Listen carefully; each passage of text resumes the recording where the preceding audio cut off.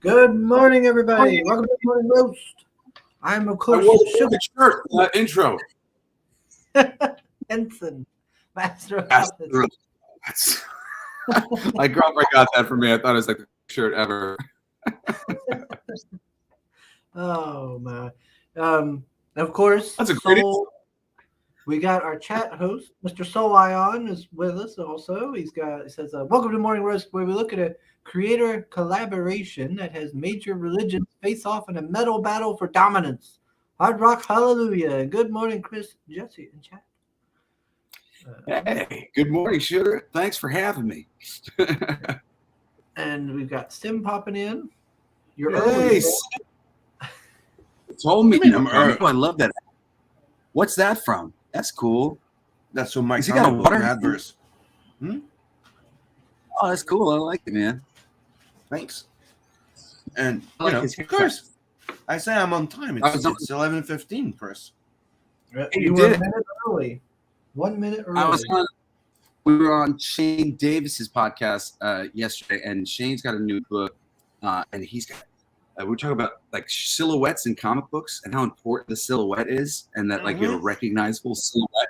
That guy's haircut with the with the collar and the cybernetic arm, like good silhouette cigar. You know, when you get the silhouette, you go, oh, I know who that is. That's like for me, that's a good comic. Yeah, I did. No thanks. It's what I was behind the concept when I designed him, especially the hair. With you look as a silhouette, like on the profile, his hair and his goatee does the quarter moon. Yeah. You know, it's so funny. You see it in a game like Street Fighter, where each one of these characters, they're shaped differently. Everybody's just got a little different, from the hair. And it's like, oh, isn't his hair ridiculous? No, his hair's perfect because it really is strikingly different than Ryu's hair and Ken's hair. And the haircut is that it's, you just put them into black and white, and all of a sudden you pick every Street Fighter character of the pose. If you do, oh, it's Street Fighter. Oh, okay, there's E Honda. There's Blanca. There's Dalcine. It's one of the first things they teach you in design is that you have to be able to just have a silhouette and recognize them from afar.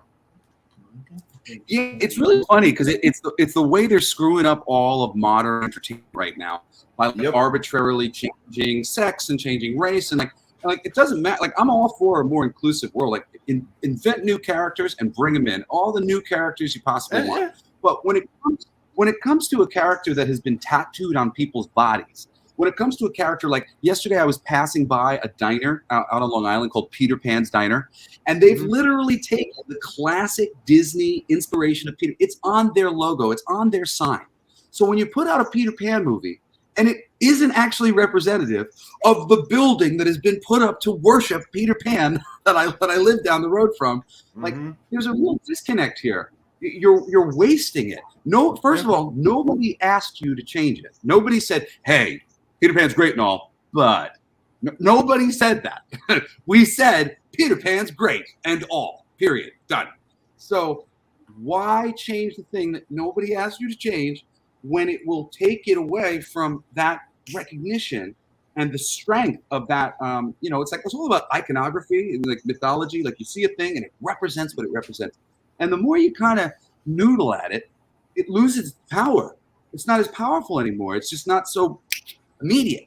So like I really believe in that as the process of really making every visual count and making the other visuals be counter to the visual that you have. Like the reason why superhero comics are so awesome is because what happened with the publishing periodicals was, for DC as an example, everything has to revolve around Superman because he's your best-selling title next to Batman. And Batman's just a dark version of Superman. So we got Superman and Superman Dark. And then everybody else has to play a different song. If they play the same song, they won't sell. They won't sell next to Superman. He'll get the sale and Batman will get the sale. So instead, you got to come up with a different vibe for the Flash and a different vibe for Green Lantern. And it kind of took a minute for them to really get great characters to stand up next to those guys who were different enough. But then you get ahead to the Grant Morrison Justice League, and you've got a really interesting group of people here who have literally been designed to be on the stands next to each other and be different and essentially represent the entire a range of personalities that come from like horoscopes. You know, it's like there's so many different people, and they all have uniquely different personalities. And if you get them right, putting them together becomes really interesting because they don't exactly agree, and it's the differences that ends up causing them some trouble. And that's it. That's why we love it. You know, that's why we love the Avengers and how they got that right the first time. And Justice League, this bunch of dudes hanging out. Like it had no meaning. You know, Batman was the equivalent of fucking Superman. He was more heroic than Superman in the damn Superman movies. Superman wasn't Superman. You can't introduce a Black Adam into a DC universe where Superman isn't the icon of good, because Black Adam doesn't mean anything anymore. You know? Yeah, and what's with their hate with changers? Oh man, my girlfriend Julie's a ginger. my girl's redhead, and so many times she's just like, man, they're really against us redheads. I know, right? And like, it's so funny because like, gingers really are an interesting place when it gets into like, you know, racism, because they're individuals who appear very different out of their own group. You know, like there's redheads in the Hispanic community and redheads in Russia, all over the planet. You'll find a redhead in everybody, and they get treated the same way that the races. You know, oh, those people are so red. Well, it's happening to the gingers too. It's generally tends to be kids, tends to be differences, you know, and people. And gingers have really gotten the short end of the stick. And honestly, to me, it seems really not cool to take any of these ginger icons when gingers have, you know, like gingers are unique and in the center of things because they already had it rough. They've always had it rough. So you're going to sit there and you're going to go, let's take away the pillars that all of them, not just some, all of them. Yeah, but we're really positive, like, you know, like it's the most positive characters, and they're like, nah, she's not a redhead anymore. Why not? All right, let's see. Oh man, a lot of people popping in the chat here. Let me go through the chat before we get any further in. So we had Soul, we got Marinus. Hey Marinus. We got Ice Queen. Hey Caroline. Let's see, we got Good Stuff. What's up? Good Stuff says he's a ginger, and he says it's true. They're treated less like albino black people. I think that's kind of funny. Oh, Papa Cotton's here. He says, dude talks like he's doing a TikTok. You know what, man? I keep going on these live streams, and I get lit up in the comments. Everybody's like, drugs. He's had too much caffeine. I got ADHD and a lot of passion and energy. Yeah, your energy is wearing me out. You know, it's too much. I can't help that. And I just woke up. Oh yeah. You got to be to keep up with 4 kids. I've been up since 9 o'clock last night. So, all right, we got. Let's see. Yeah, I know I got 4 kids here too. Oh, it's Drunken Poet. Hey, sir. But mine are old enough now, so. That is exactly what you get when you speak. You still got little ones and some blossoming teenagers. Oh no, me, the youngest one is 15. Okay. It's funny. Somebody said Dragon Pisces said my mom's a ginger. She was pissed about the Little Mermaid. It's really funny. I did an episode of my show about how Spider-Verse proved that the fans are not remotely racist. Not only the fans, that the audience in general who watch movies are not fucking racist. It's so silly. And there was a whole. There was a series of videos that they put out where they showed the trailer for The Little Mermaid to a bunch of little black girls, and they managed to get 2 little girls who were like, "Oh my God, she's a beautiful black girl. Oh, this is so great." There is a video of one black girl who I believe is the majority, and she looks at her mom after she sees the trailer, and she goes, "That's not Ariel. Ariel's white, and she's got red hair, like not braids. That's not Ariel." And that's the thing, man. If even one person is going to look at the thing and go, that's not the thing. And why would this little girl have any sort of aversion to a light-skinned, redheaded person? Like to say that it's necessary for a little black girl to have to see a black woman in order to relate to the character. That's racist. Racism. Yep. Racist. I could tell you that I didn't have to be a woman to enjoy the Aliens franchise with Ripley. You know, I mean, like it's not true in the least bit. It's like their shorthand for we fucked up and we didn't do a really good job and people don't like it, so you're racist. Come on, you didn't know that the Hunger Game girl was the first action lady?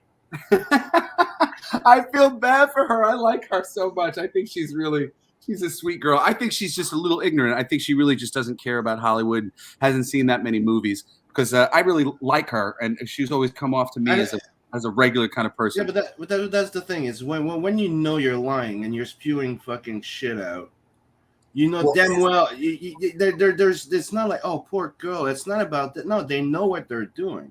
Well, it's just that they get so confident in it that they go ahead and say stupid shit. Like you like so I'm in the Hollywood. I'm a voiceover actor and a host. Like I know about this world.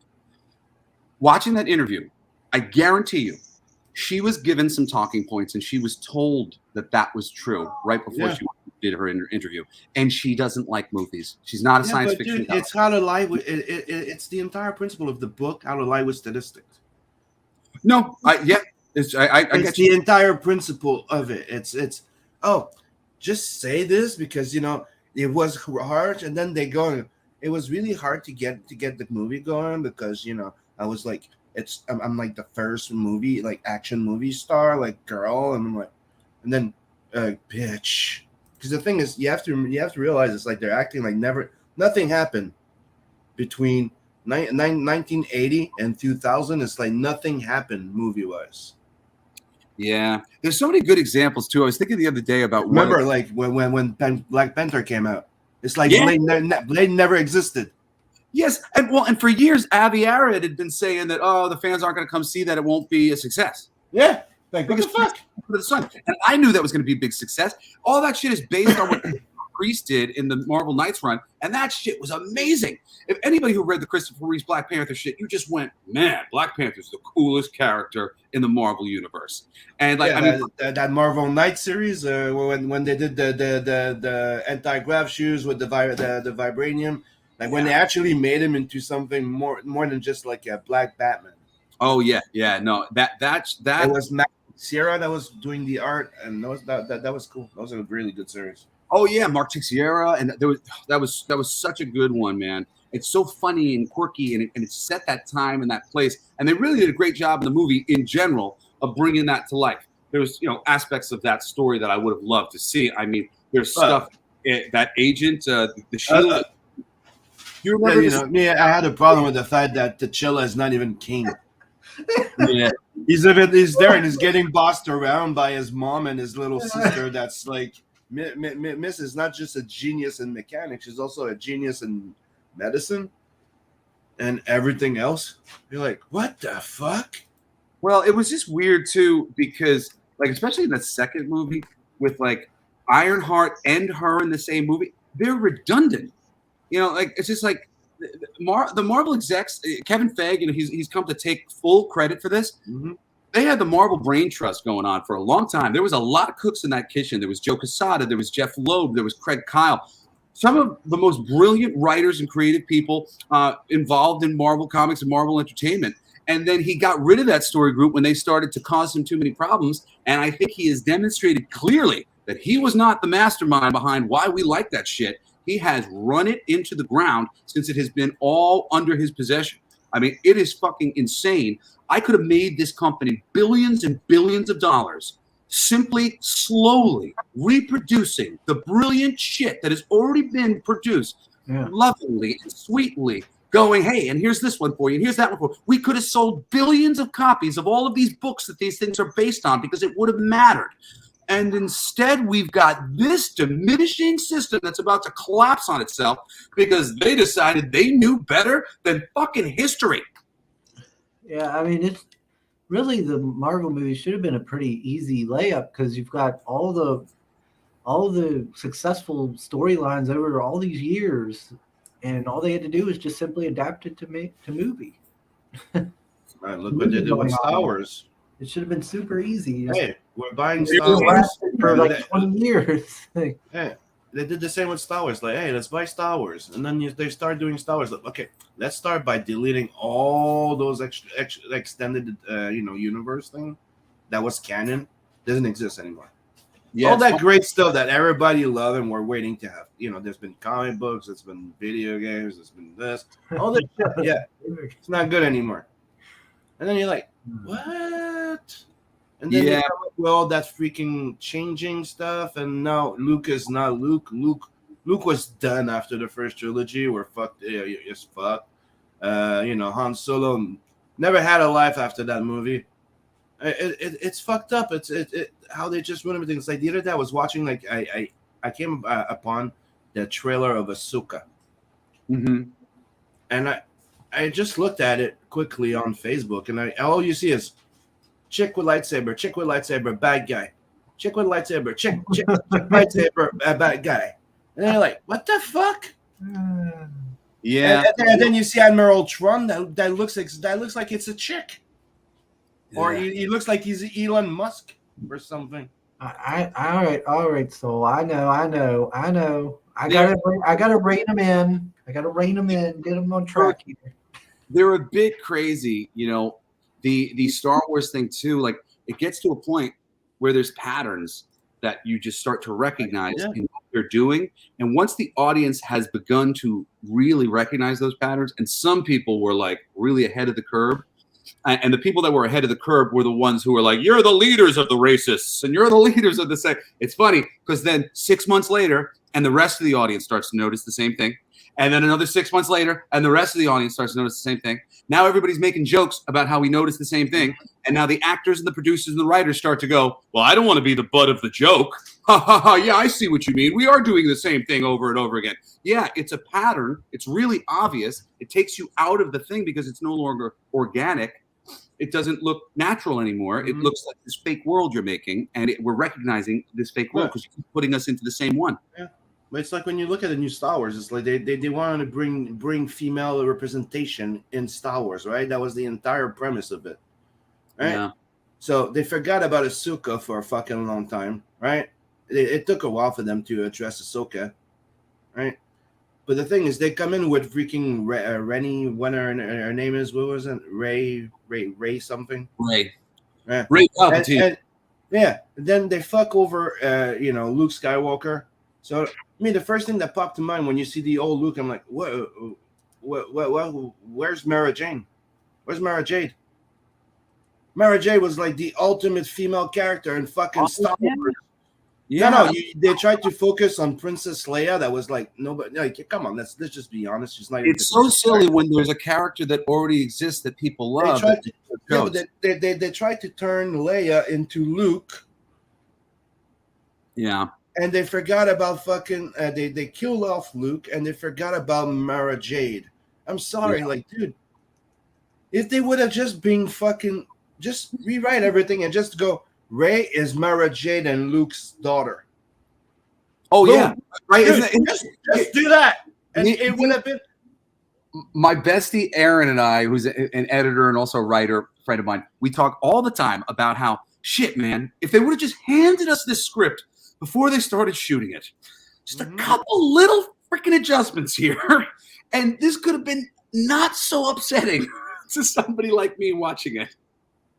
Yeah, another fun thing that I thought that could be cool in there is like, you find out that Luke that's dead was actually a clone, or he faked his death by projection. Oh, that whole, yeah, it's so funny. It's like, yeah. Anyways, all right, gentlemen, they ruined everything. Gentlemen, I need to rein y'all in. We got to get on track here. On track of what? Mr. Sheriff Soul is protesting in the chat. I gotta rein it in. We gotta get back to the track. Man. I haven't even got to introduce Jesse. Oh yeah, that's right. Who am I? like the chat's who's like, who is this highly caffeinated man? What is going on?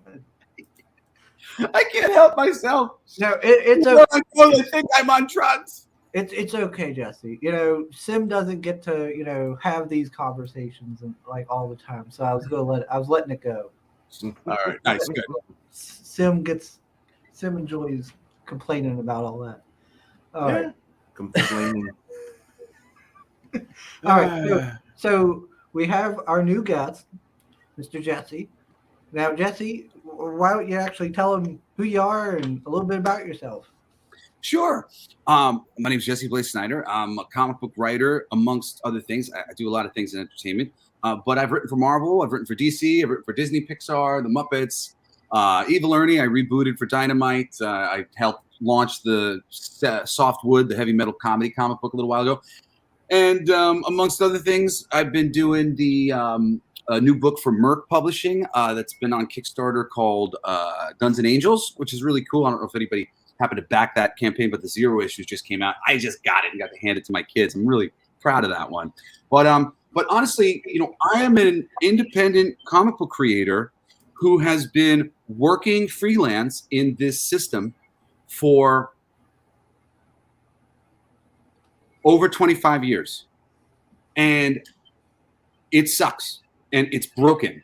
And I was never up my own ass enough to pitch and pursue and pitch and pursue. I just always, I pitch and I'm just kind of like nice. I try to not to be pushy because I've dealt with a lot of pushy people in my life and I just hated pushiness.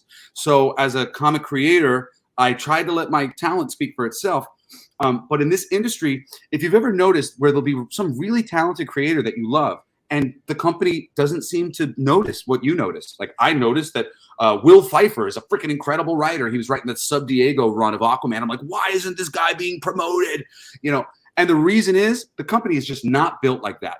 They will only acknowledge your power, your ability, your greatness when it is undeniable. Yeah. Only at that point. So it doesn't matter if behind the scenes they know how good you are, they've heard your pitches, whatever. Mostly, editors are people who want to be writers, mostly, and they are trying to basically control the narratives from the top. So when you're like, oh man, it was a stupid idea. Well, the stupid idea probably belonged to the editor who assigned it to a writer. And then the writer did the best that they could with it. So in this system, the way it is, it's really messed up on that level creatively. And then on another level, when it comes to being able to get yourself out there, get your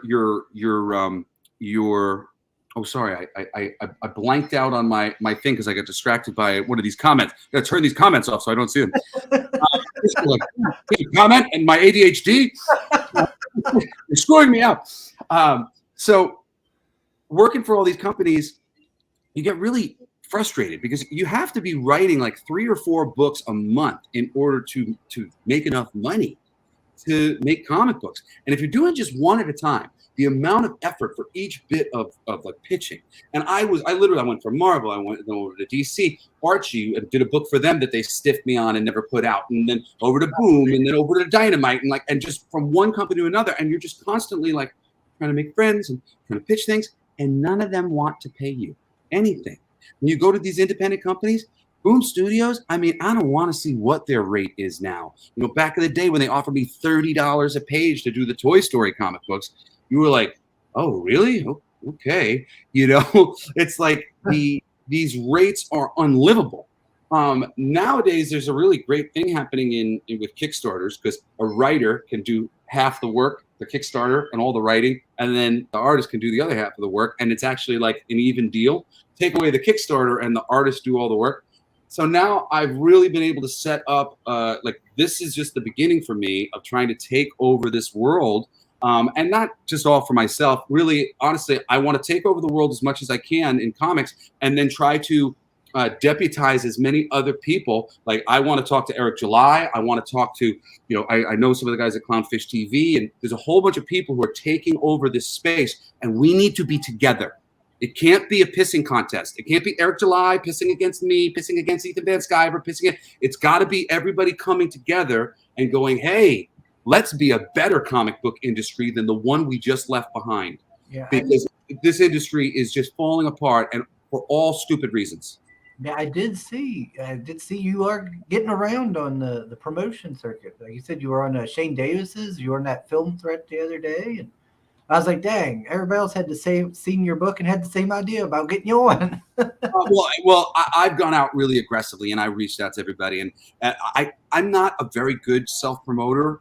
I know this seems like I'm doing an okay job right now, but I had to force myself to do this. I have a really hard time not just letting my work speak for itself.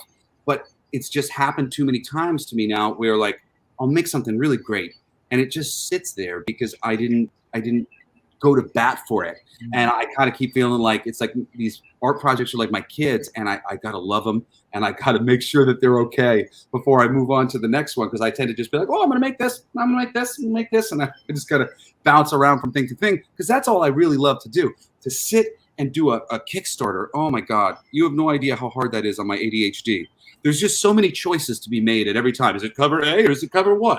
Is it, is it a more creative name for this cover?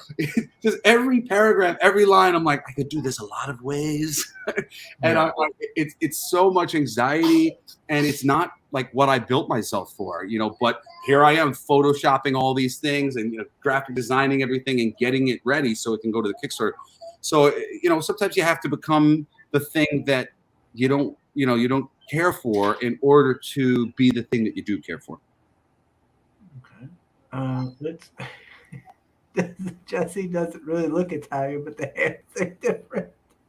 I am Italian. That's funny.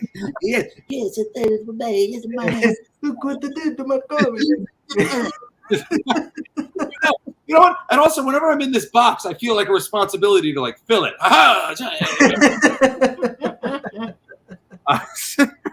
Oh, hey, Johnny's here. Hey, Johnny. This is Genuine Comics. Mr. Brink, he says hello, nerd. Say hello. Dragon Pisces says, that's why I wanted to start my own comic company instead of working for another. Even when I was 12, I was aware that corporations would mess up my stories.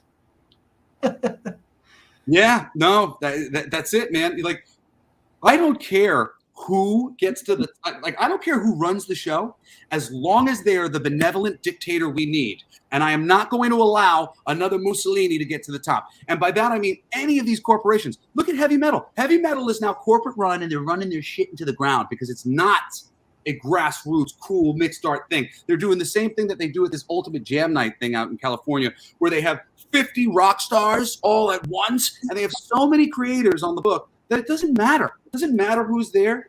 There was so many creators in that soft wood comic I did for heavy metal. It was nuts. It was just like, this is just a bit, why not do something a little smaller that's really, really consistently great?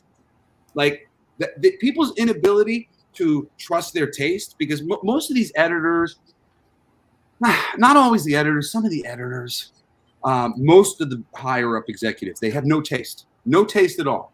They go by money. They go, look. They also have to bring something to the table. Otherwise, they feel they don't have their job, and sometimes that's what screws everything up. Because they need that validation for themselves. Mm-hmm. One of my best buddies in comics, Chris Sotomayor. He's one of the colorists. Well, he does DC now too. At Marvel, you've probably seen Soto written on a number of books. He's so great, and Chris is a great guy. Chris purposely makes huge mistakes in every book he hands in so that he doesn't have to spend any time fucking wasting it perfecting some nonsense that the editor has only said to him to validate his existence. So he gives him like 3 crappy mistakes that he made on purpose so that the editor will go, oh, you did that. Yep. Done, and he moves on to the next project. If this didn't work the way you just said it did, Sim, it didn't work. But it works because of that. Hail, hail. Now, it's something they teach you when you learn about the A, B's, and C's. Mr. Sim, in business. Yeah. Mr. Sim, can you bring up the campaign for me? Ooh, are you having an issue or something? Yeah, I'm not allowed into my Kickstarter. What?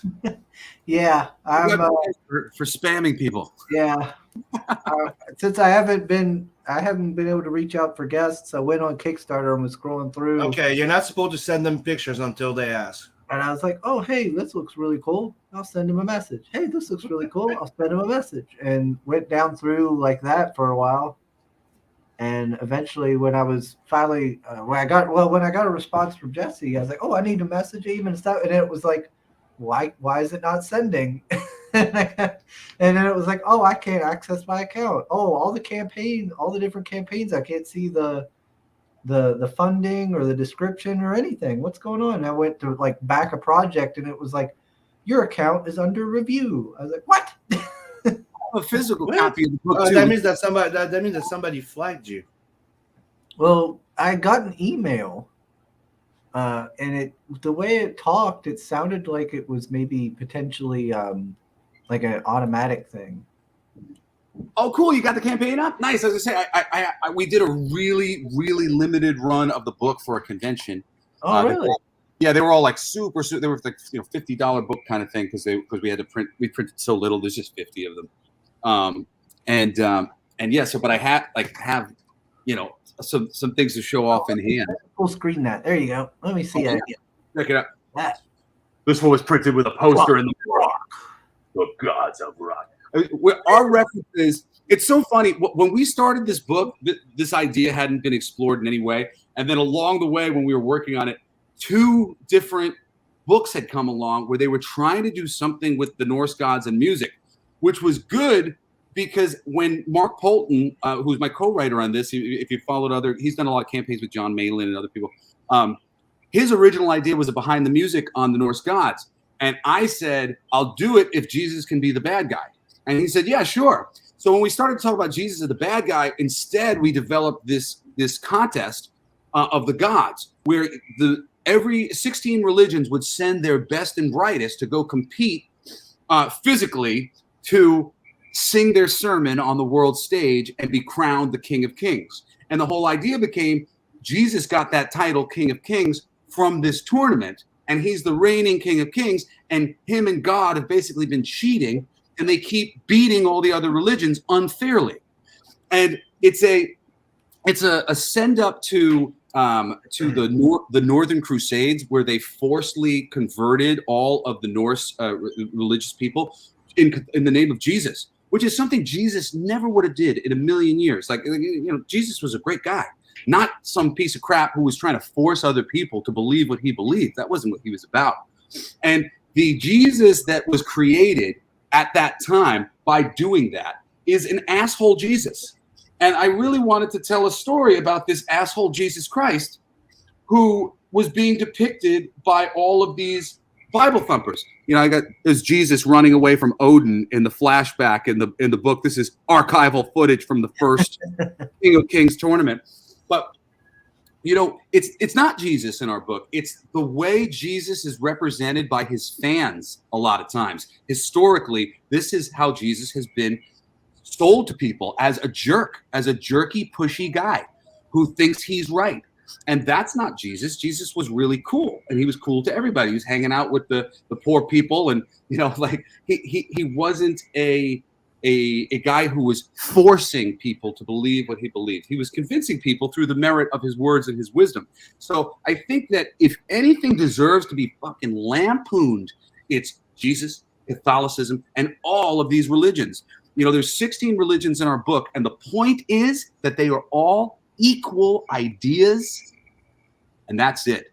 A lot of Catholics in particular seem to think there's me and then there's all you idiots. No. There's 16 different versions of the same idiocy, or 16 different versions of the same brilliance. They're all very similar. I've studied all of these religions, lots of them at great length. I was an atheist, became an agnostic. While I was working on this book, I was an agnostic, and then about halfway through, had my own kind of spiritual journey that didn't really affect the book at all, where I became very spiritual. And it really just made me double down on the book, where I went, man, all these religions have a little piece of the pie, and we need to be way more open to like, oh, cool, what do you guys believe? Like, what's the history here? You say that this island was visited by a man who helped build this pyramid structure and blah, blah, blah, blah. Okay, that's interesting. Oh, wow, the same exact thing happened over here. Oh, wow, the same exact thing happened over here. There's so many stories, and the atheist me from yesteryear, I was a bit of a dick. I wasn't willing to listen to people's individual stories. And when you start listening to individual stories, you find out thousands of people claim that they've been abducted by aliens.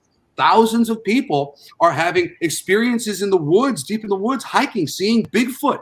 Like, it doesn't matter that there's no video footage. Thousands of people are convincingly telling long-ass stories about this, not to freaking aggrandize themselves. Most of these people are in the backwaters of YouTube and places like that. You got to go find this stuff to get these stories. People go, oh, they just want to be famous. They want to be famous for being the crazy person who saw Bigfoot or the crazy person who got abducted by aliens. No, it's religion, aliens, all this stuff that we think is like, oh, these people are crazy. These people are crazy. We are simply not having the same experiences as all the other people on the planet. And King of Kings is about that. It's about equalizing all of these perspectives and putting it into one box that says, hey, all of these things are equally valuable. And I really believe that that's true. And of course, the other side of it is to make you freaking laugh and thank me by the time you're done. Thank you for making me laugh at all of this stupidity. Because there's only one thing that we should be laughing at on planet Earth, and that is self-righteousness. And every single person who decides, I'm the greatest God in the world, this is my religion, and it's the only, you guys are all assholes, and you need to stop being dicks to each other, because we're all one, and the faster we learn to do unto others as you would want them to do unto you, the better off the whole planet's going to be. All right. And you said Polton was working on this. I remember seeing that. What's his contribution to the project again? Say again? Polton, what's he doing on this? Oh, well, Mark's my co-writer. So me and Mark, Mark came to me at the New York Comic Con 12 years ago. Wow. And he said, hey, Jesse, you don't know me. I'm Mark Polton. I write comic books. And, he had written, I think he had done some of the scripts for The Hawk and Dove at that time, a little bit of DC work. And he said, I'm not a musician, but I've got this project that I want to do called Odin, the Gods of Rock, where they're like this band, and it's like behind the music on what happened to them, what happened to the religion. And I just found that really interesting because I was always interested in the Norse religion and interested in religion in general.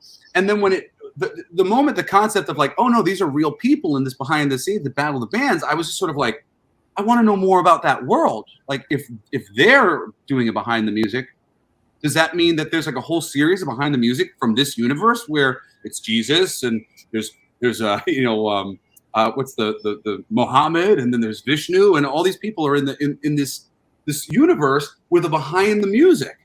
So that became like that. I just started to go, oh, well, what's everybody's behind the music? What's the behind the music for Jesus? What's the behind the music for this guy?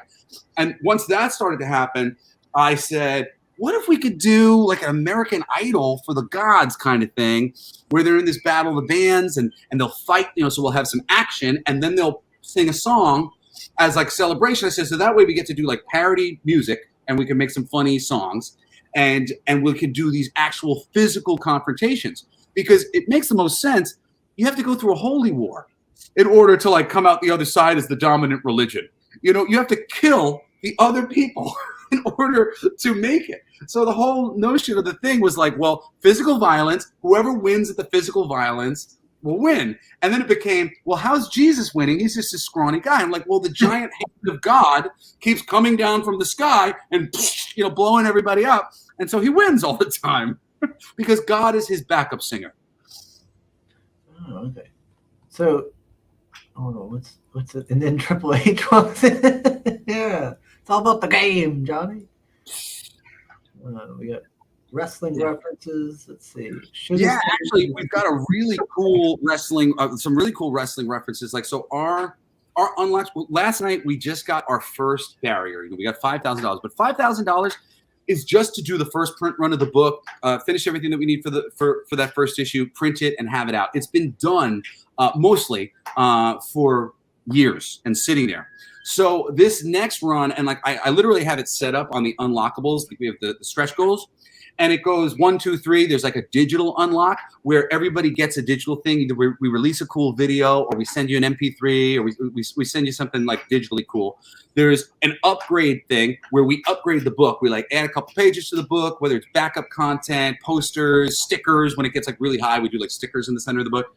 And then the third one is milestones. And if you look at the milestones are really transparent about sort of what it means to have this much money. And, it's the milestone at like 15,000 where we are able to do this first issue and everything that was laid out initially for the book comes back to us. We get reimbursed, even though, again, I'm not exactly going to reimburse myself because a lot of that money, most of that money is going to go towards finishing issue 2. And if you go now to 30,000, you'll see, well, that's when we're done with issue 2 and, heading on to issue 3. And then slowly but surely we get down the line, because it's a 4-issue miniseries and I was producing it all by myself. And I spent all the money, and I really went out of my way to do this right. And I took time to design all the characters. There's 50 plus characters. I color designed them. I hired 4 Horsemen Studios, Eric Treadaway, who does all the colors for the Masters of the Universe classics. They do the best color choices. And I said, Eric, will you do this for me with my comic? And he did.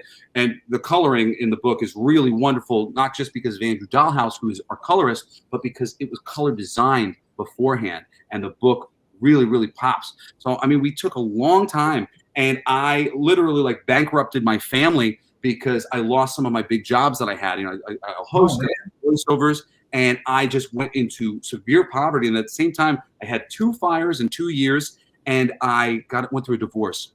Oh my gosh. All of these things tanked me. And I tried to rush out the book at the time to Indiegogo, because Indiegogo had courted me at a convention and said, you should go on Indiegogo. They shadow banned me. I was shadow banned because it was a mature comic book and nobody on their website could see it. And after less than 2 weeks, I canceled because I personally knew every person who had donated money. And I was like, I'm not taking money from all my friends and family. This was supposed to be something that was being propagated. And I want to earn the money on the merit of the book, not because I have generous family. So I literally canceled it, and I thought that we had failed. And then this past Christmas, I found out, no, they were shadow banning all of these books that were mature readers on Indiegogo. It was automatic. And I went, well, that explains it. That explains why I couldn't get any traction on my book. So these past 6 months, I just geared everything back up, and I got this going. But this is just the beginning. I'm going to be moving into adult comic books. This is already a very adult comic book, but nude comic books, because there's a huge market on Kickstarter for these nude books. Oh yeah, there is. I hate that most of them are just gratuitous. I hate gratuitous nudity. If nudity is coming from a place of the story where it tells us something about the story, awesome. If the nudity doesn't tell me, inform the story in any way, I have no interest in it whatsoever. For me, watching entertainment and sex are 2 completely different things. There's me in sexy mood, and then there's me watching a story. So I really don't like when the 2 things mix mostly. But because there's such a huge market for it, I was like, all right, I'm going to put my head to figuring out some cool science fiction way to do this. And then so I can feel good about the nudity, and I know that there's nothing gratuitous about anything that I'm doing, and start playing this game. So I've got a whole lineup. This is King of Kings #1 is going to go here. The next book's going to be Fucking for Our Future with my buddy. And then after that, we're going to do King of Kings #2. And then after that, I'm probably going to be doing a Star Trek nude parody book with J.K. Woodward painting, the Star Trek comic book artist for the past 2 decades. He is a good friend of mine. We're going to do a nude Star Trek.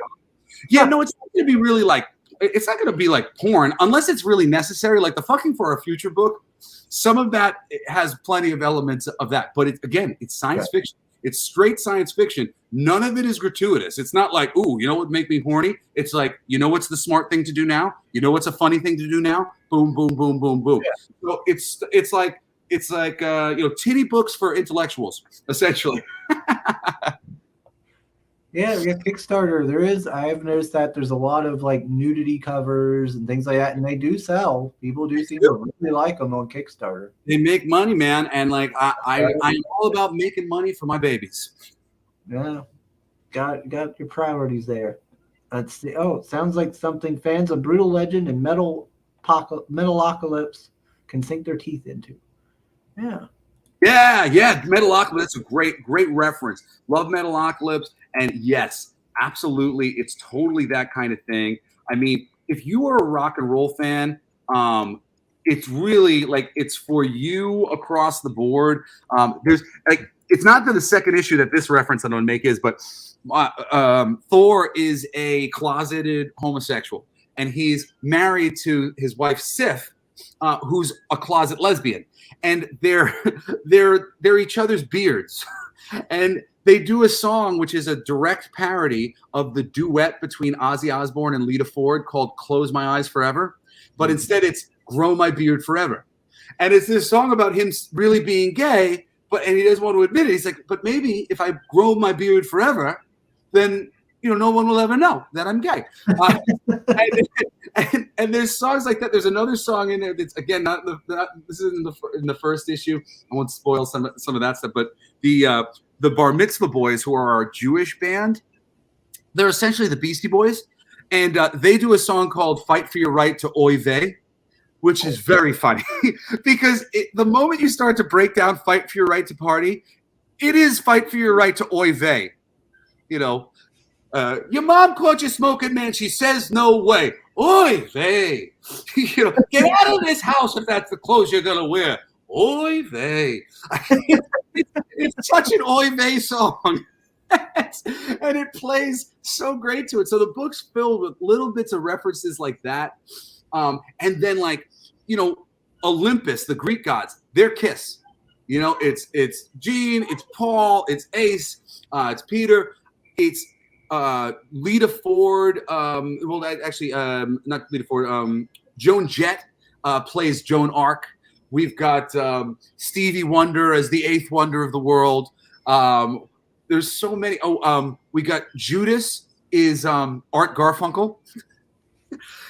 And we have it where he used to have a side project with Loki called Rainbow Bridge Over Troubled Waters. And Loki's supposed to be Paul Simon. And he used to have a little side project with Judas and Loki. The shit in the book is fucking hysterical. I mean, not to mention things like there's a club that they go to play at that's called the Rainbow Bridge, and it's a gay club that has a rainbow phallus, like a limp rainbow phallus, as the entry to the building. Now, this book is really fun. It will the Hindu religion be in this book? Oh yeah, absolutely. Vishnu, the one-man band. Actually, he's in the first issue, so I'll give you a little, because this is my one page of Vishnu and Muhammad make an appearance in this issue. Muhammad is surrounded by bodyguards, so you never see him. It's just an ongoing joke about how we've decided to block him in one way or another. But literally, his character design was just a bunch of Muslims in black suits. As you can see, let's see, we go. There's the Muslims in black suits. They're offering Vishnu entrance into Muhammad. So Vishnu goes in, he walks in, and then there's noise. Slam, bam, smash. And then he goes flying out of the pile. He's got the drums shoved up his ass. The best is the dialogue. As he's going in, it says, "You can do it, Vishnu. Yeah, Vishnu, shove that drum up his ass."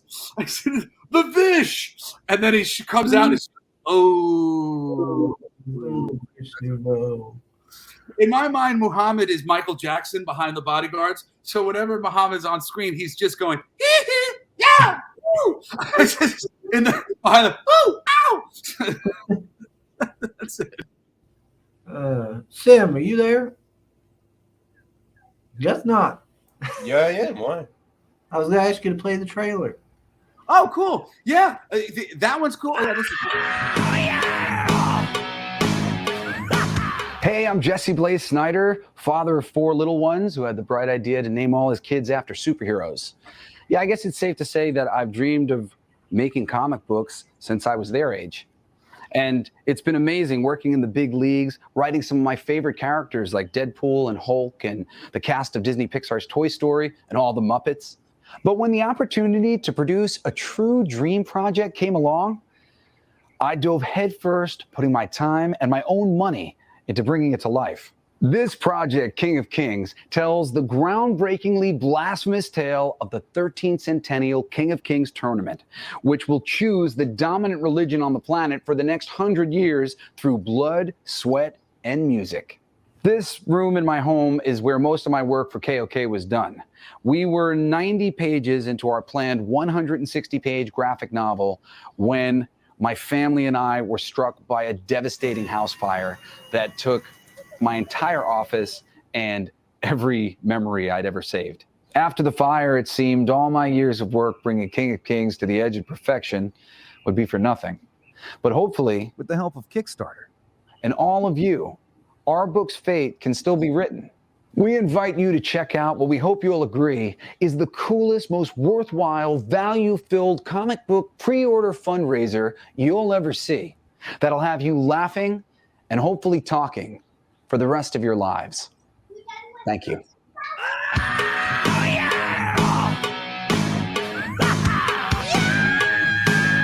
And I'm saying, whoa! Here we come. You tell them, Dad. I'll tell the ladies. Oh.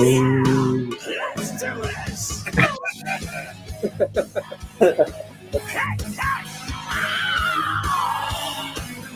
think I'm tired.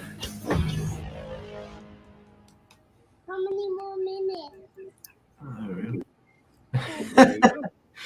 Is your little one telling you need to wrap it up? They want to play. I've been doing a lot of press lately. So it's okay. They understand. This is helping us all make money for our family, for our book, and we need it. So, I mean, it's really, look, I'm doing an interview. I've gone through this industry for years. Music and comic books, those are my passions. And music has generally left me just in debt. Comic books have just been very frustratingly unable to make a career out of it, like by itself. And, because of these things, I've always had sort of like 6 careers. And I'm done with it. I have a podcast called Coolest Geek Alive. It comes out every Wednesday. And we just crossed the 1 million downloads mark after 3 months or 3.5 months, which was really cool. And so I'm building an audience there, and I'm making money on the podcast, slowly but surely, and it's going up. And this making comics, this is it. This is what I've always done. This is what I've always wanted to do. This is where I put my heart. I could have chosen to be a writer who wrote movies or wrote TV, but I don't give a shit. I care about comics. I love this medium. I love working with artists and collaborating with them to create worlds that weren't there before we started. It's just the most rewarding experience that I know on planet Earth. And this is it. This is what I'm about. I'm always going to be in this space no matter what happens, as I've been for freaking 25 years now, since I was a teenager. And I'm not going away. So, if you want to help somebody like me bring it to the next level so that we can keep this going. And, I was talking about this on my show. The greatest gift that I've ever been given is a monthly relationship with artists and writers in comic books. When I could go down to the store and I could pick up a book, and then it was going to be there next month. And I was going to be enthralled and pulled into this world. And the more talented and incredible the people who were making those books were, the more you appreciated that you had a relationship, a pen pal relationship with some brilliant person who was just every month gave you something to look forward to in your life. It's just the greatest thing. Most people, they don't understand. You pick up a graphic novel, it's not the same. It's not the experience of going to a store month in and month out to show up and be, oh man, Wednesday that comes out. You get it sometimes when you're watching a show on TV, people get into it. Oh man, I can't wait till that new episode comes out. That is as close as you can get to that experience. But the comic book experience, I always argue, is better because you're in control of it. You turn the pages. And by virtue of that, it makes every shock, every surprise your fault. You're responsible for surprising yourself, for scaring yourself, and giving yourself that power is what really makes the comic book experience unique to the other things. Because you have that power in books, but when you turn a page, you just see a bunch more words. There's not a picture that's worth 1,000 words that'll tell you everything you need to know in a minute, Oh my God, they tore Ares in half. Something shocking that you might see that you weren't expecting to see. So this is just the artistic medium.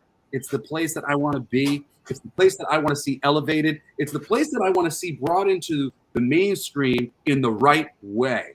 I want us to be accepted as the intelligent, beautiful art form that we are. I have said this for years. We are living in an artistic renaissance between sculpture being done in the form of toys and models and all these other things and art. The art has never been better. These people are working on monthly schedules. They're improving month into month and month and month. They're getting better and better and better and better. We are living with Da Vinci's on planet Earth, and they are not held in the same breath. Eric Treadaway, who did our color designs for our book, that toy sculptor from Four Horsemen Studios, he is probably a reincarnation of Da Vinci, but he's not being given that respect everywhere he goes. He's that incredible. Not only that, Da Vinci made shit that I could see with my own eyes. He could make a sculpture of you. I could see you. He granted, occasionally he depicted some angels and some shit, but it was just human beings with wings on their backs. These people, like Alex Ross, they are bringing to life things that we will probably never see brought to life. That is the most incredible thing ever. The science fiction version of the Renaissance is way damn cooler than the damn Renaissance was. Renaissance was boring. Oh, wow, look, same thing I can do with a camera. Create something that I can't see. And that, I'll love you for forever. All right, and let me see. I do have a question, Mr. Jesse. Yeah. Here, I went to this Black Light District. Oh, yeah. What's this here? So that's the first. So my company, KR Co., we've produced 3 books. King of Kings, which we're fundraising for right now, which is the last one. The first one was a book for Four Horsemen Studios. This was the Mythic Legions art book for their action figure line. And then Blacklight District, which was a first of its kind music comic book combined. There's a 6-song, basically soundtrack that goes to those 6 little mini comics. And we have some of the greatest creators in comics. Jason Pearson, before he passed away, did one of them. We got Phil Hester with Eric Larson doing old school colors and Chris Eliopoulos doing old school letters. And it's a little send-up tribute to Jack Kirby and about kind of how he was screwed by Stan Lee. We got Frozen, which was painted by J.K. Woodward. Chris Burnham did our layouts for our 6th thing, and he did our cover, which is really great. The cover is the best image. But it's free online if you go to www.blacklightdistrict.co, which is where he's at right now. There's a link on the bottom.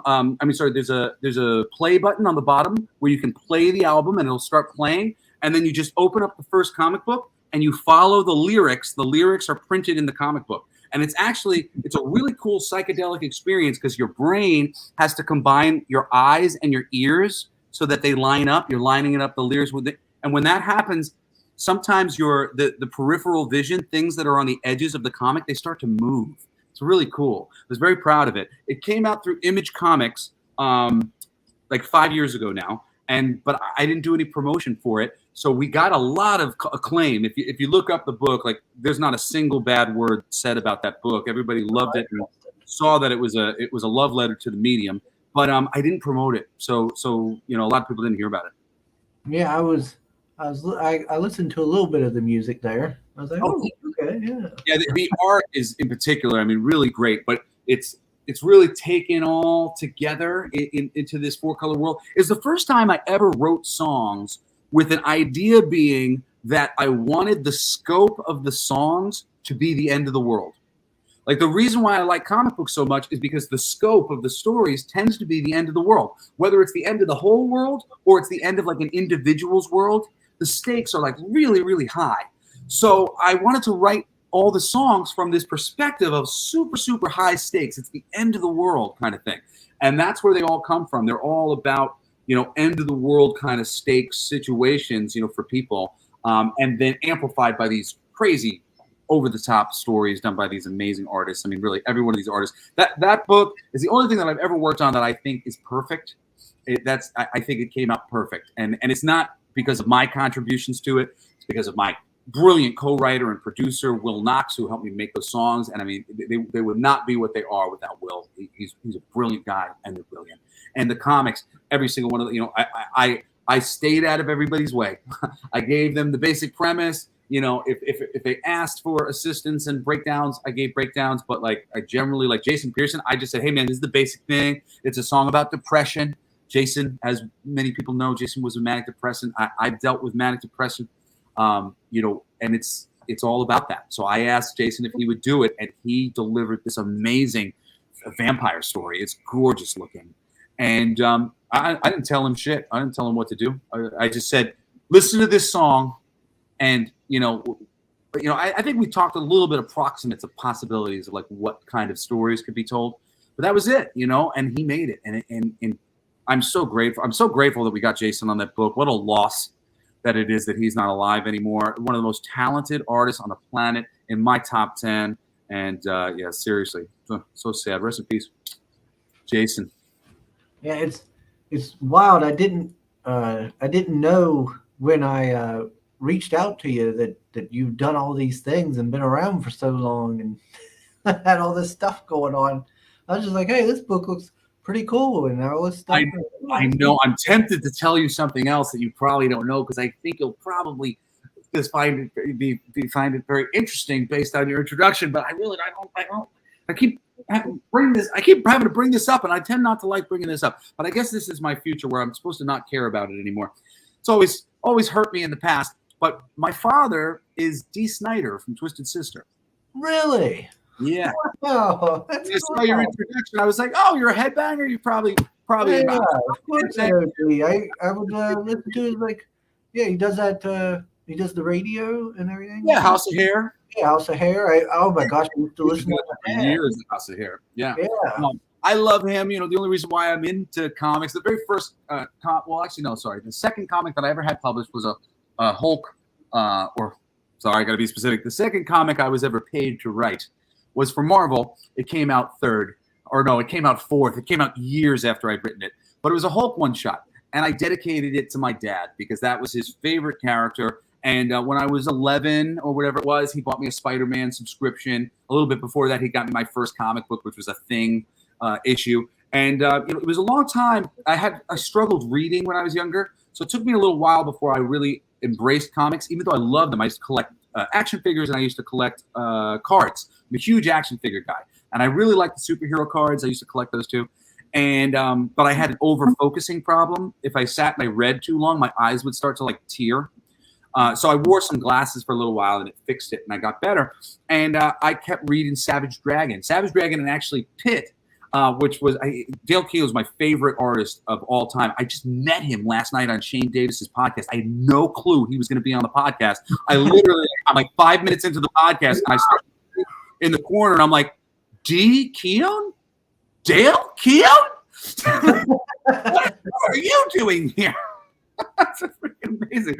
But Eric Larson Savage Dragon was the one that pulled me in. And then when I started working for 7-Eleven as a 16-year-old, they had Deadpool and they had some comic books on the stands, and I would take them into the bathroom when I would go reading them.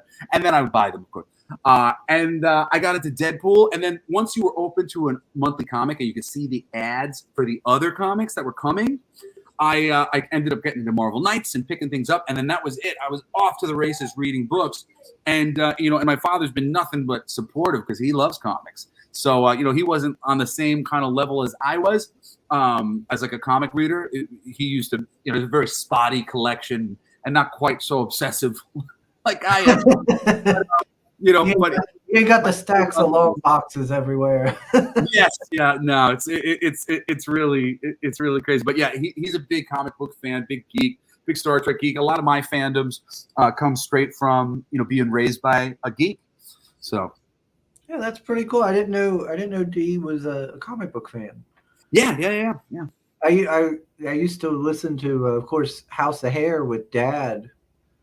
When we would be driving up to work or something like that, I'd be playing and stuff. That's cool. It's a great show. I love the House of Hair. I hear that music too much because I end up going places where that stuff's being played all the time. I tend to avoid that music because if I don't avoid it, I'm going to hear it everywhere I go, and I'm going to have to hear it in my personal time. So in my personal time, I tend to be listening to anything but rock and anything but classic rock. But him in particular, I'm a big 70s rock guy, but I am his biggest fan. I'm his biggest fan. He's a freedom fighter. I'm so proud of him and what he did in Washington and fighting for our right to free speech. And his music just comes from such a place of personal empowerment. That's what I'm about. Everything that I write as a musician or a comic book creator is to bring light and understanding to something that maybe people weren't appreciating so viscerally before, to be additive to their human experience. Because it's not about convincing anybody of anything. It's just about demonstrating connections. This is similar to this. Look how this connects to that. you can't deny that this connects like that. And then once people say how things connect, they start to go, oh, wow, this was more complicated. This, I was judging this like this, but it's actually, you look at it from another perspective, and it's like that. So, that's the best writing for me, is just when you come out of it and you go, wow, I'm seeing things in a way that I didn't see them yesterday because I got this great perspective. Hey, Gordon. Oh, we got Kate in Orlando. Hello, hello. Hello, Kate from Orlando. Yeah, but gosh, yeah, that whole thing with your dad up there when he went to Washington and everything, he did such a great job. He articulated himself so well. Such a great job. Yeah. That was him and one of my best friends and one of my dad's best friends. It was funny because he's my dad's best friend. He and I became best friends because me and my dad are pretty similar. He was my manager for a little while, Joe Gerber. And if you watch the video, you'll see there's a guy, very New York looking guy in like a denim jacket, sitting next to my dad at the dais, when he's doing his thing, and he pulls his speech out of his pocket. The guy right to his right is Joe Gerber, and Joe was their road manager. He was a road manager for tons of big bands, I think like Public Enemy and Anthrax, like a lot of really big kind of rap and rock bands of the late 80s and early 90s. Really, really cool dude in his own right, and brilliant guy. And him and my father worked tirelessly, like down to, what are you going to wear? Let's write it on a crumpled up piece of paper so you can pull it out of your pocket like you're the bad kid in class, and they'll expect nothing. And then let's open it up, and then we'll start hammering them with our intelligence. And that's what they did. They just hammered them with intelligence, man. And that's what I love, and what I worship at the altar of intelligence. I make intelligent music. I write intelligent comic books. I hate stupid shit. I just want to elevate and see everything that is made be elevated. Pixar was my favorite film studio for forever because it was the one place you could go for all ages entertainment that was intelligent across the board, unflappably intelligent for so long. It's lost that. It's been losing that for quite a while because they lost John Lasseter, and John Lasseter is a brilliant creative person who they should have tried to work things out with in another way, because losing their creatives when it seems like John Lasseter got lost because of stupid in-house politics. They didn't like how hard he was on some of the people. But being hard material, on Coolest Geek Alive, I'm really hard on all these geek culture films and these geek culture TV shows. I like them. I want to like them. And in general, I leave most of these things going, it's okay. That's not to say I don't have things to say. I have a lot of things to say. And on my show, I will break down why these things could have been better. And I'm sorry, that's it. I know it could have been better. It's okay. Yeah, it's a 7. We could have had a 10, but we got a 7. And that's all right. 7's cool. And I don't want other people to not like it because I see that it could be better, So, but at the same time, I like to hold things to a really, really high standard. And it comes from that place of worshiping intelligence. Yeah. I wish I could have showed off more of King of Kings. It sucks I don't have access to my Kickstarter. I can't show off the art and stuff. The art looked really good. Oh, cool. I mean, I could show some pictures here. I'm trying to see the bits. David Witt, like he's just dying for this book to come out because he's so good, and he hasn't been able to demonstrate his abilities. He hasn't really done a lot of comic stuff. He's known most for doing these rock band posters and some issues of the Growler comic book and these anthologies, smaller form things. And he's so ready for prime time. He deserves to be paid so much money. Yeah, and good looking stuff.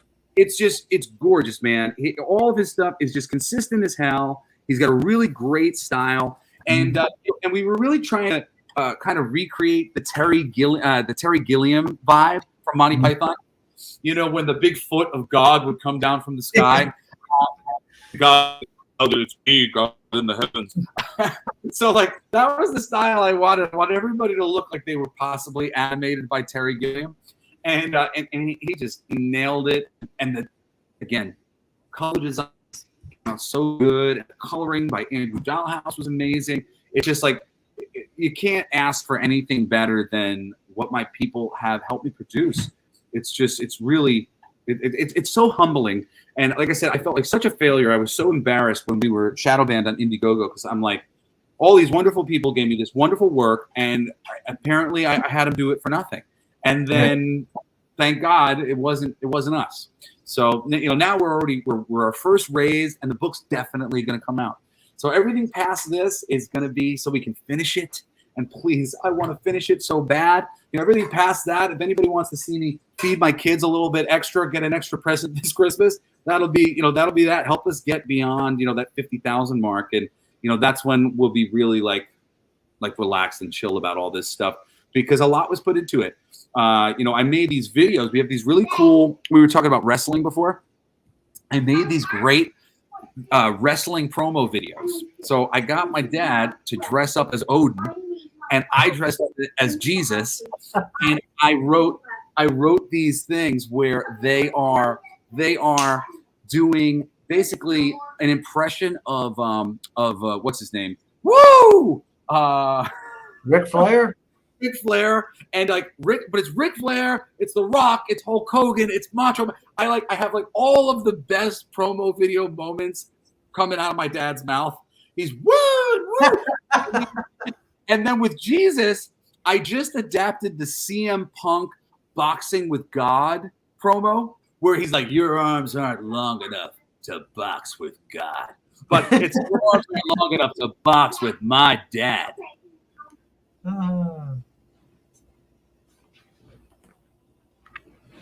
Let's see. Hey, Glenn's over on Facebook. Hey, Glenn. Says, hope you're all well. Yeah, we're doing all right. Let's see. We got Soul. Let's see. We got Soul saying, Jesse, what's the deal with the Kool-Aid Jarhead guy? That's the Church of Scientology. They're known as Kool-Aid in the gang, and they're actually are scary bad guys. Like Jesus and Odin are the rival, but the come from behind bad guys are the Church of Scientology, who every battle and so their first fight is against the Chin Chan clan, who is the Taoists. So they force feed you the Kool-Aid, and then they mind control you, and then they start converting everybody. So in every battle, the Scientologists are forcibly converting whoever they fight, and their roster is growing and growing and growing as the book goes on. So they're the kind of the scary ones, because it's just like the group think, the board. Oh man, poor Taoists. Let's see. Yeah, Glenn says, I love that art Jesse showed. Looks like a great book. I swear it is. I'm so proud of all the work that everybody did, and if it was just me, it would be harder for me to go around and be like, the book's great, But it's not just me. It's Mark Holton, and he's just a really clever and funny guy, and we had a great time writing it. And that's always the thing that I look for when writing a good song or anything. It's like, are we laughing? Are we enjoying the process of creating it in the first place? And we so did. And then when we brought in David Witt, that process was so great. And designing these characters and doing the stuff, they all did just the best work. And the book looks like $1 million, and it should, because I spent a decent amount of money on it. But it was just picking the right people.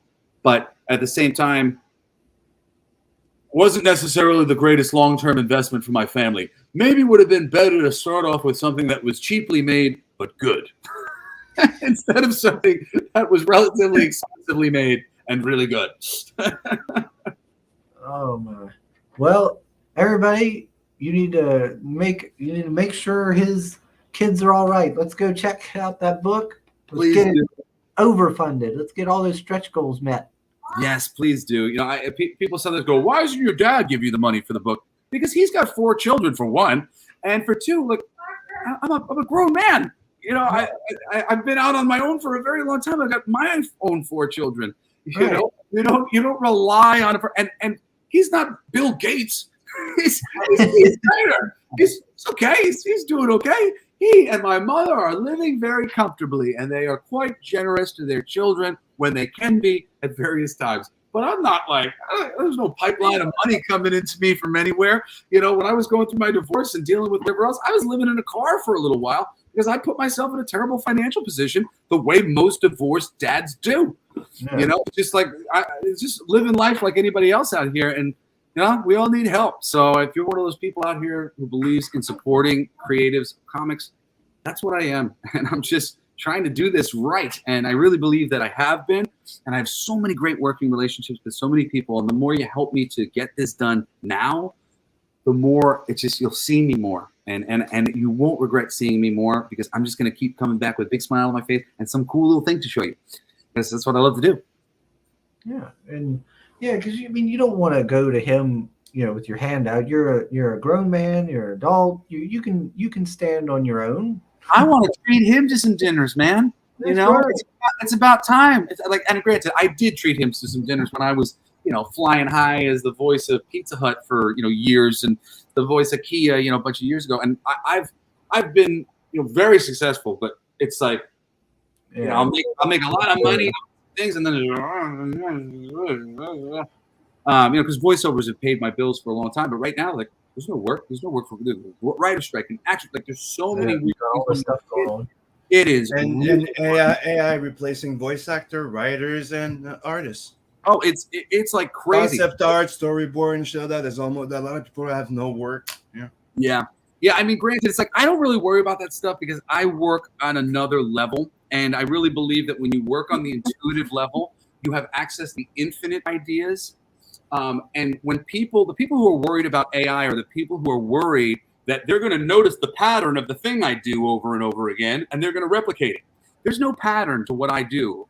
So you can't replicate it over and over again because it's about ideas. And every idea is naturalistically, created beyond, here's the idea and here's how it grows. Here's the idea and here's how it grows. And AI is really not exactly capable of doing that.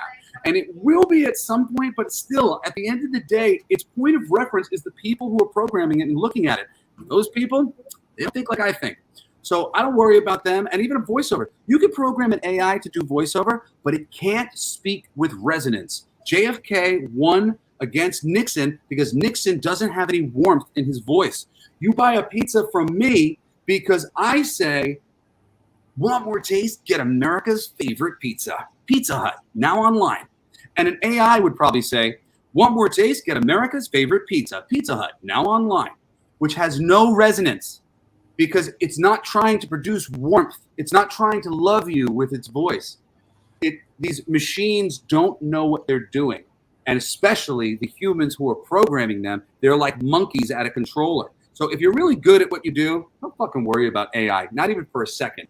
It'll be a tool that'll be really beneficial to people who aren't as creative people. But if you're a really creative person who's actually creative and cares about being an artisan, cares about working to get to a level where you matter, where it matters what you do, well, then you got nothing to worry about, man. Like, don't worry about it. You'll be fine. Yeah, I always say, no, people can try to replicate, duplicate, but they can never do what I do. That's right. There's only one me. It's the truth. There's only one you, man. And seriously, like, I could tell you exactly the story I'm working on, right? Word by word, I could tell you the plot and everything and the ending, and you'll try to rip me off, and you will not do it like I do. You might do a good job, but you will not be doing the same thing. Yeah. Yes, there's no way you can do what I would do. Yeah. And that's what makes the difference in writing stories. Because there's a lot of people coming, oh, everything's been written.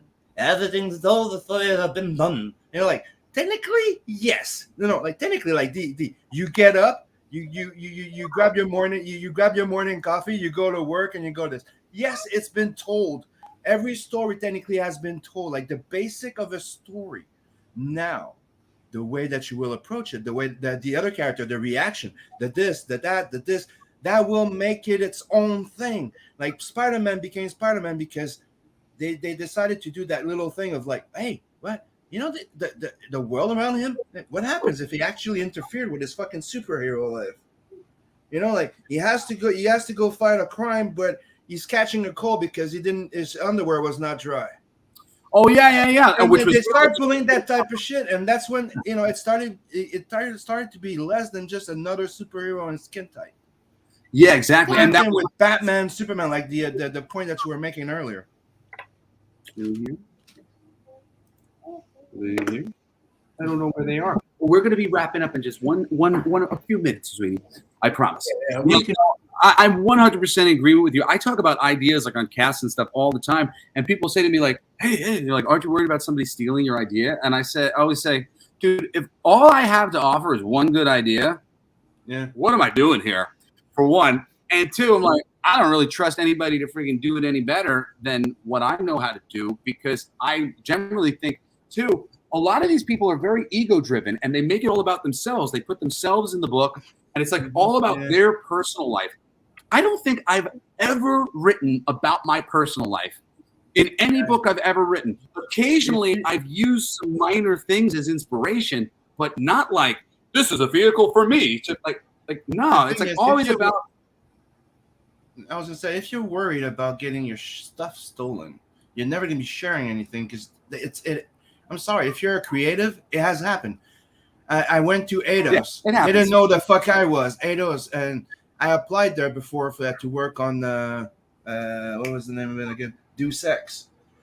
I go there again, like a few months later, a year or something after, and they still don't know what the fuck I am, but they had my art on their walls.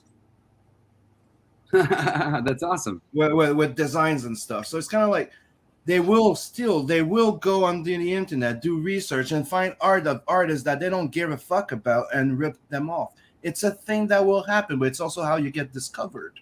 It's also how the fan discover you. It's how you make it out. So you have to put it out there and put it out there. The fastest you put it out there, you do have a digital imprint to prove that it's fucking yours.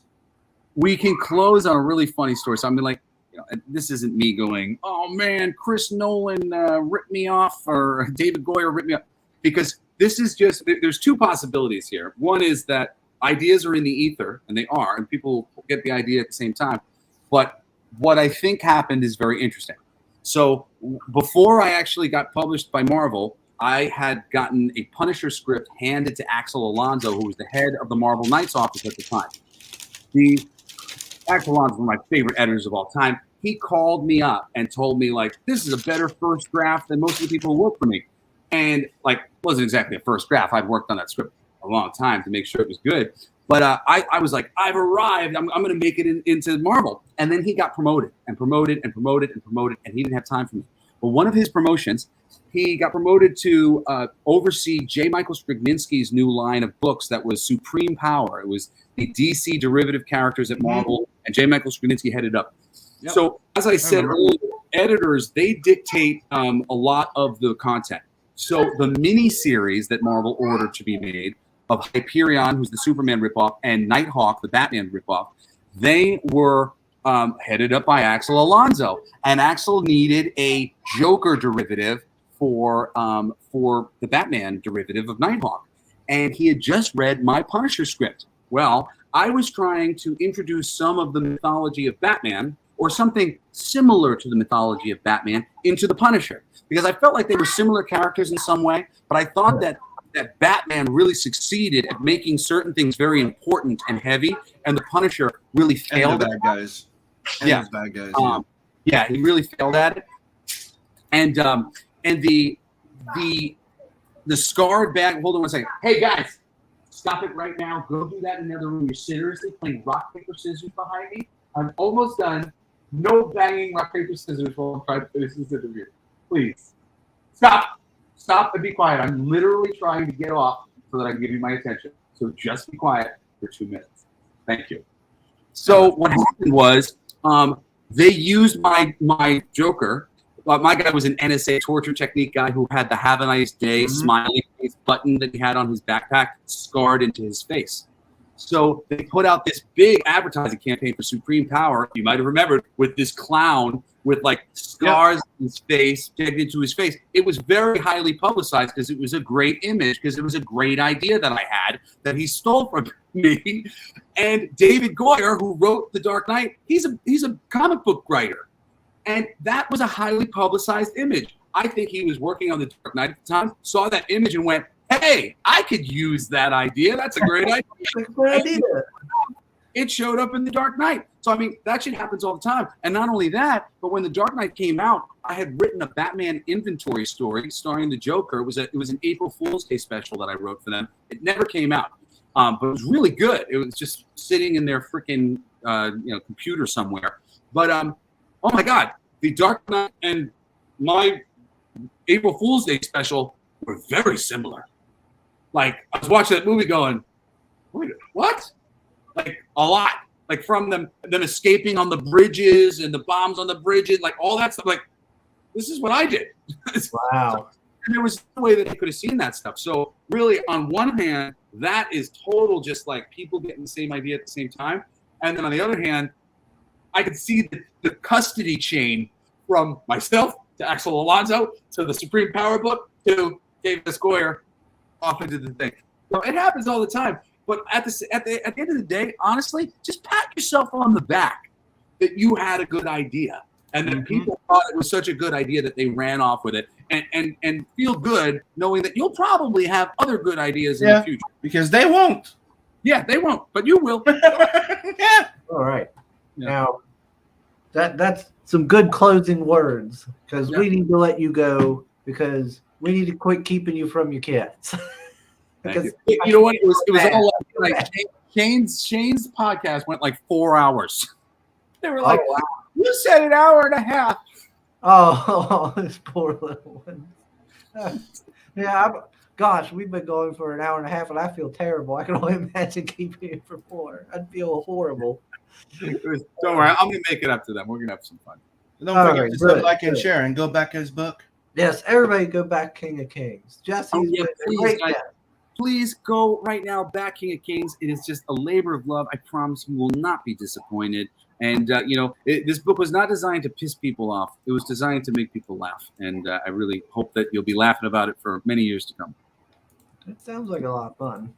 All right. So thanks, Jesse, for joining us. And, of course, you're welcome back anytime you got a book you want to promote or if you just want to promote whatever. Hell yeah, I'll come on again for the next one. All right. And everybody in the chat, thanks for joining us. Leave us a like if you'd like. And make sure to go check that book out. Go check out King of Kings. And we'll see you all on the next one. Much